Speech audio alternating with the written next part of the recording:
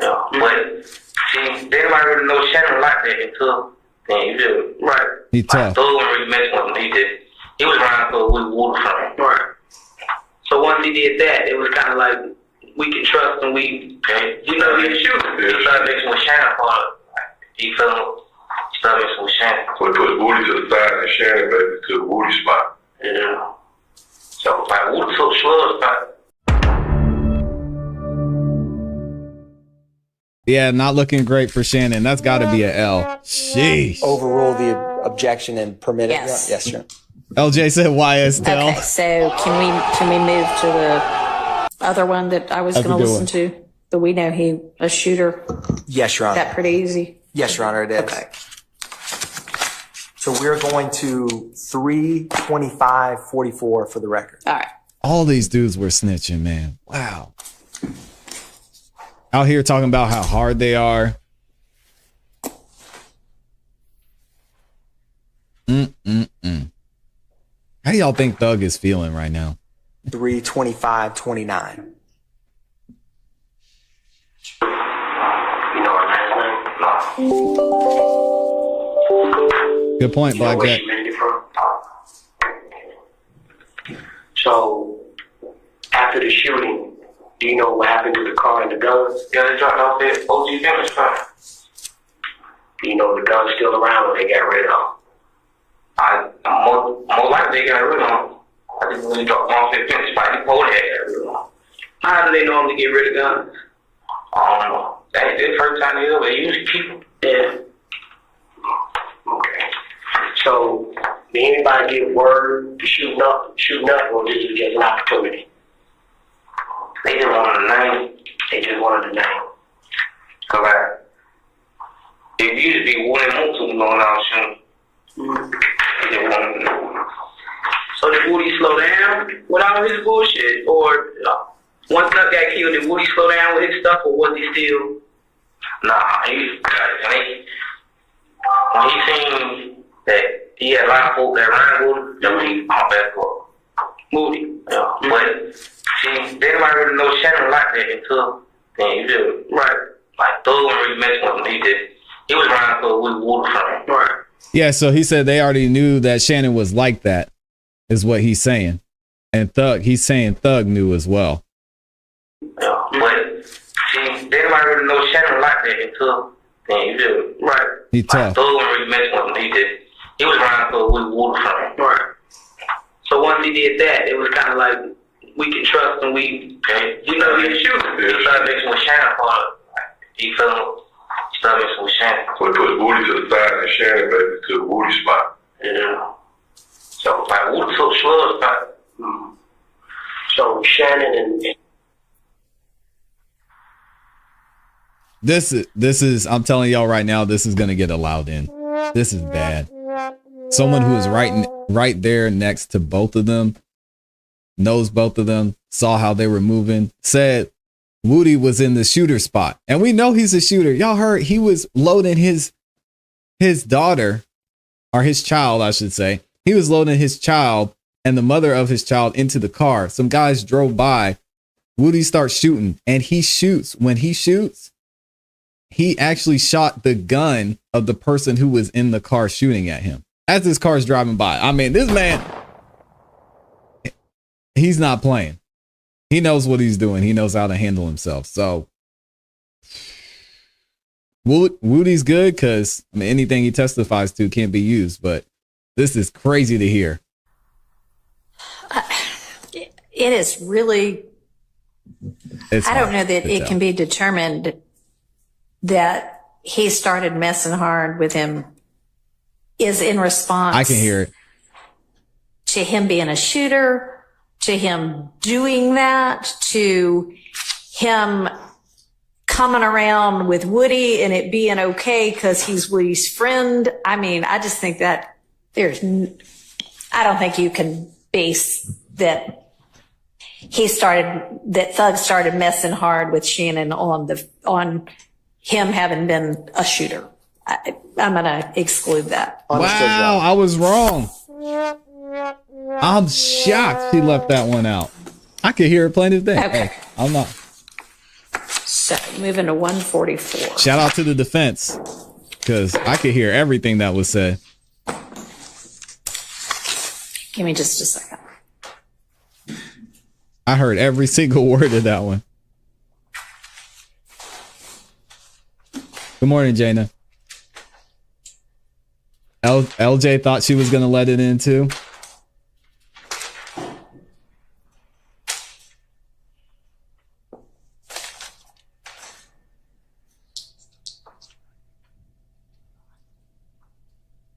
Yeah, Woody's definitely a shooter.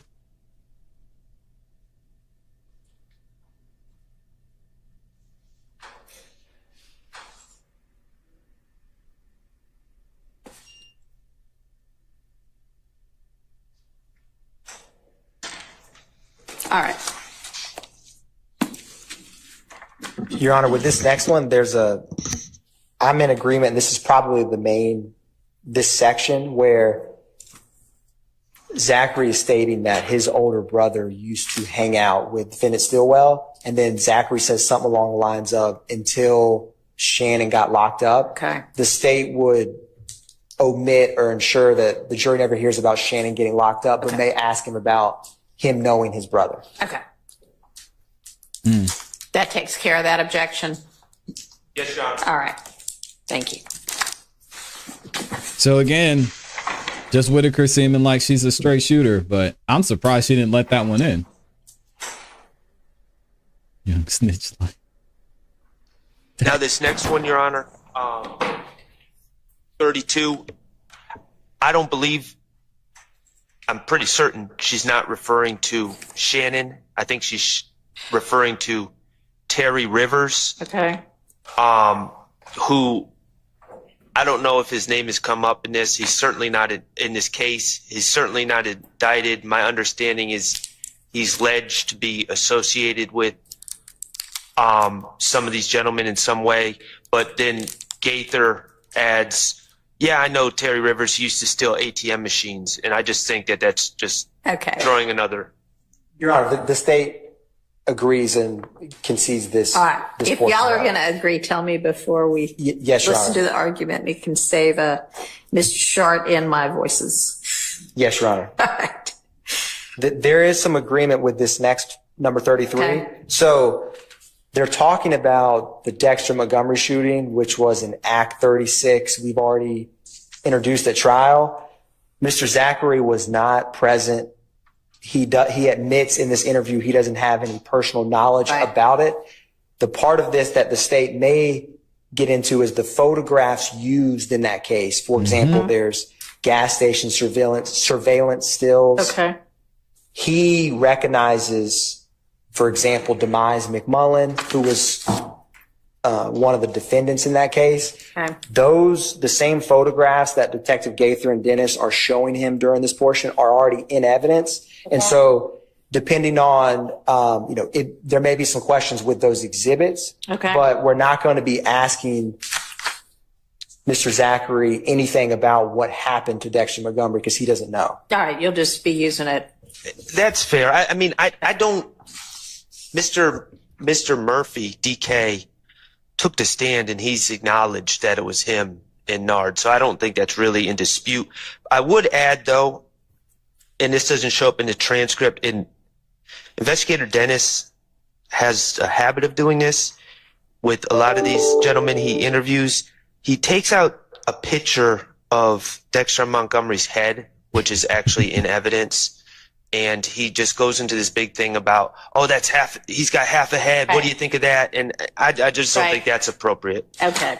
But if for some reason there's an issue about who was there, I do concede that Quindarius Zachary, after Investigator Dennis does the half a head thing, does show him pictures from the scene, and he says, oh, that looks like Nard, that looks like DK, so I concede that he does do that. So to the extent that this is him identifying, yeah, that's that person. I know that person. That's this person. We don't need commentary about, oh my God, look at this guy's head. You know. Agreed, that. Your Honor. Okay. Great. Number 34 also is in agreement. Okay. This is in relation to something that's been suppressed. Yeah, I grade of think a you house. told me So that already. that's right, Your Honor. Okay. 35, this is a portion where Mr. Zachary that they're asking his girlfriend, Summer Good, says that basically she doesn't like him hanging out with them. And then he mentions defendant Stillwell because like Zachary gets in trouble with them. And so the state feels that, you know, in the context of when, and the Detective Dennis is going to be also, he's testified before, but he's going to testify again. He's on the witness list and he's in this interview. This could become partially relevant in regards to this.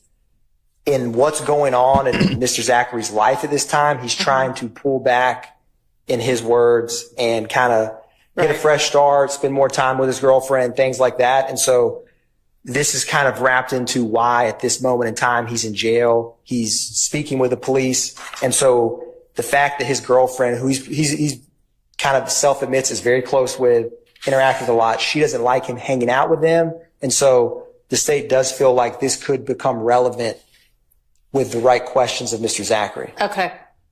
And it could. So I think at the point in time when y'all think it does, that's maybe something we'll just have to wait on. Okay. Okay.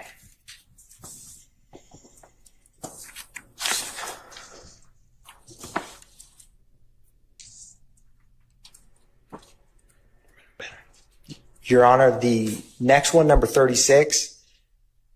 So Zachary is discussing when his brother died. And what he says is he died when Haiti Gang robbed him. Okay. Haiti Gang is kind of a subset and affiliated with If Gang. If Gang, And yeah. so the state feels like this is very relevant because Zachary's older brother, who in an earlier part of the interview, he says was one of the, Zachary says, Founders. correct, Yeah. that the fact that Haiti Gang robbed and killed his brother, that is relevant to how he kind of got involved in a gang. So it's not as much about what happened. We're not going to be asking him details of his brother's murder, but this portion could become relevant when we ask him questions about his brother. So that's why the state wants this to come in, at least in relation to, because the objection was discussion about the murder of the witness's brother. So it'd be a brief discussion of that, if at all, depending on how he answered. Okay. Well, I mean, 159 looks to be like the details of it. So even based on what you're talking about, this part may not come in. Yes, Your Honor. Like, we won't be asking him like what street his brother that happened on, or Okay. we would just be asking him, or we may never get to a part where we have to play this to discuss this part, but it's just about the fact that Haiti Gang robbed and killed his brother. Okay. That's the part the state wants is relevant. All right.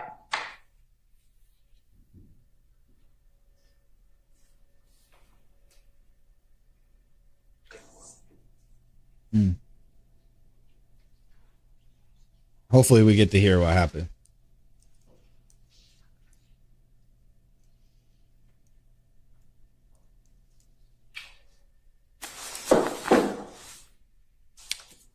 All right. Number 37 is starts at the bottom of 163.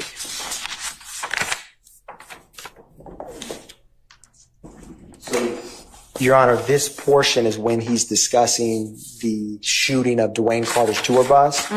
So Detective Dennis personally sees Zachary when he arrives. They're at a nightclub outside. And then there's a lot of things that happen, some of which Zachary's present for, some of which he's not. And so he is not in any vehicles. It says he's in a car that did the shooting, things of that nature, but he mentions being with different members that are there, like co-conspirators, defendants, other witnesses. You know, they go different spots in the city before they arrive at the nightclub. They go to places afterwards. The events of this shooting become something that gets discussed amongst each other. And so the objection was, the investigator testified about his theory, hearsay and speculation. The state's more concerned with what Zachary, what he states happened. Like, for example, He's discussing what cars people went in, like Detective Dennis asked, did they put Thug's sisters out? Like, cause some people got in different cars. And Zachary says, he's saying, I don't know where she lives, but he confirms like Max is who he calls his sister was there. And so, and Mr. Shard, correct me if I'm wrong, if there's a specific portion, but Zachary's knowledge of what happened that night will be something we'll be asking him about. And so this may be one that we have to, it really depends on the questions he asks. Because it would only be impeaching him if he kind of backs off the details of that night. And so I will not be asking him about Dennis's theory of what happened, but depending on what he testifies to, certain of these portions, you may need the question asked in his response, but this is kind of very much wrapped into how he testifies because he goes through a lot of different facts of that night. All right. And it seems like, Mr. Shart, you're objecting to man one, who's one of the investigators, saying, here's what I know, or here's what I saw. Is that right? Objecting to that. I mean, my understanding is that's Investigator Dennis, and he's already testified to what he saw on the stand. Okay. And so they wouldn't be offering that for it to get in anything about what he actually saw. This would be if it becomes relevant to, if the answer becomes relevant. This is the dilemma, Your Honor, as I see it.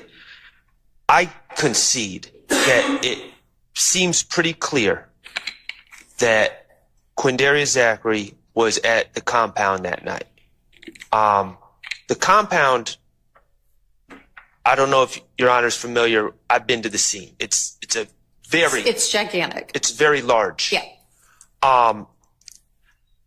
It's unclear to me. I know that he was not on 285. That's pretty clear. Or he's saying he wasn't on 285 or when buses were shot. Mm-hmm. What's unclear to me is where he was when he's claiming people were leaving out and switching cars. Right. He's definitely giving that information. It's unclear to me if it's based on, and this was a widely reported event. There was hip hop gossip, internet sites almost immediately that are reporting what happened, different theories. So it's unclear to me whether he's there when he's saying people were leaving in certain cars. Yeah. And I concede if he was there, if it's established that he was there and he's saying he saw things with his eyes, I mean, it is what it is for me, and I'll have to deal with that in cross-examination.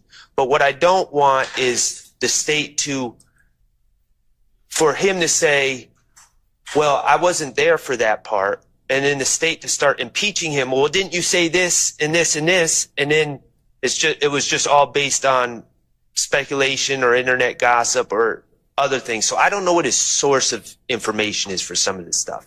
And that's what I'm struggling with. I understand in a certain circumstance, he would be able to testify about what he saw. Well, in any circumstance, he'd be able to testify to what he saw. But I'm not sure he saw these things. I'm not saying he didn't. I don't know. Well, I think we already made rulings, and by we, I mean finally me, holding the mic. Well, about that. you made rulings, my recollection is you made rulings about what Demekion Garlington allegedly told him about the Donovan Thomas situation. I don't. Okay, I thought we had talked about him. Maybe we haven't, but Oh, she's tapping her pen. She's I mean, getting to annoyed the now. extent he gets on the stand and says, yeah, I wasn't there, I don't know any of this, the state can cross-examine him about what he said before, and it may be that it's established through, not cross-examine, but examine, and then y'all can cross-examine him about whatever the inconsistencies are.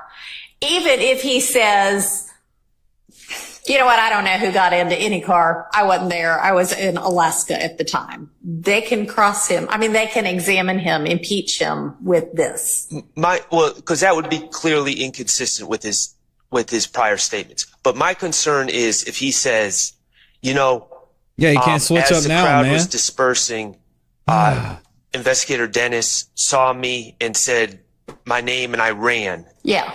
And I ran from the scene and got into a car and left and went home. And then they're like, well, didn't you say that Shannon got into this car? And it turns out that his testimony is actually that he wasn't there for that part. And what his prior statements were based on something else. But who knows whether it's true that I understand. what his testimony is, you know, whatever, next Wednesday, that he says, oh my gosh, the cops saw me and I ran and I went home and got in my bed. We don't know whether that's true or not. So he's still going to be able to impeach him. And then y'all are going to have to ask, you know, hey, you know, how are we supposed to believe that this is true? And he can say, well, you can see it on my ring camera. You know, I walked in the house, and y'all will just have to explore that. I mean, we don't have any way to know. They're telling the truth. They're supposed to swear to tell the truth and then tell the truth, but we don't know that. So I can't do what it is that you're asking me to do here.